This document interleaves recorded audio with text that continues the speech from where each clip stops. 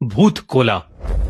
दाते सुबह से गाड़ी चलाता हुआ काफी थक गया था और अपने गांव से कुछ 30 किलोमीटर दूर ही था जब वो एक दूसरे गांव से गुजर रहा था। उस गांव से गुजरते हुए उसने देखा कि सारे गांव के लोग एक जगह जमा थे और उस जगह से किसी के चिल्लाने की और ढोल बजाने की बहुत तेज आवाज आ रही थी।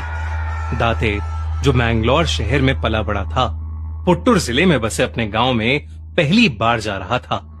गांव में उनकी एक पुश्तैनी जमीन थी जिसे दाते के पिता बेचना नहीं चाहते थे, पर अपने पिता के गुजरने के बाद दाते अपनी पुश्तैनी खेत और जमीन एक होटल कंपनी को बेचने के लिए अपने गांव जा रहा था।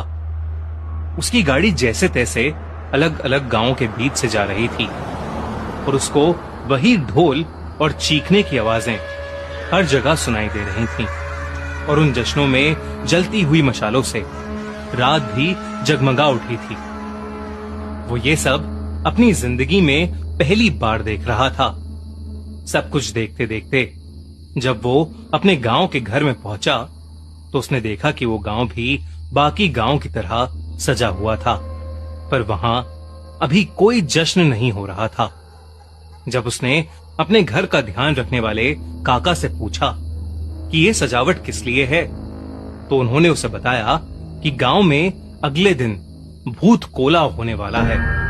दाते के काका उसे भूत कोला के बारे में बताने लगे, लेकिन क्योंकि रात बहुत हो गई थी और दाते बहुत थका हुआ भी था, वो अपने काका की बात सुनने से पहले ही सो गया।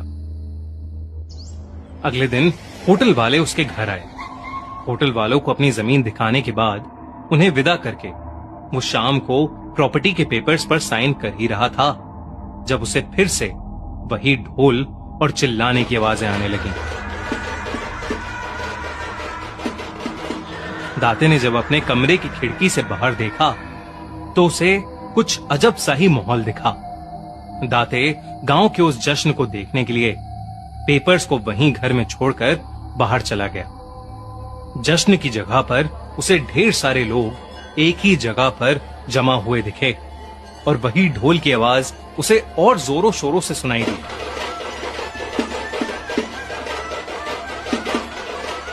दाते वहां जाकर चुपचाप भीड़ में पीछे खड़ा सब देख रहा था जब उसे दिखा कि रंग बिरंगे कपड़ों में एक आदमी उसकी तरफ पीठ करे भीड़ के बीचों बीच कांप रहा था और एक अजीब सा डांस कर रहा था।